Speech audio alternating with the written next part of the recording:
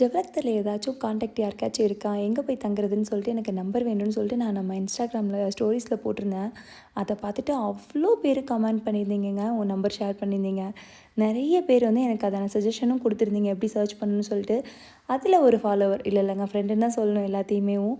ஏன்னா நீங்கள் அவ்வளோ ஒரு இன்ட்ரெஸ்ட் எடுத்து நான் கேட்டோன்னே நீங்கள் எல்லாருமே ரெஸ்பான்ஸ் பண்ணீங்க. அதுக்காகவே நான் வந்து ரொம்ப தேங்க்ஃபுல்லாக ஃபீல் பண்ணுறேன். அவங்க சொன்ன இந்த வில்லாவை தான் நாங்கள் புக் பண்ணியிருந்தோங்க. சூப்பராக இருந்துச்சுங்க. இது வந்து ஒரு ட்வின் வில்லா.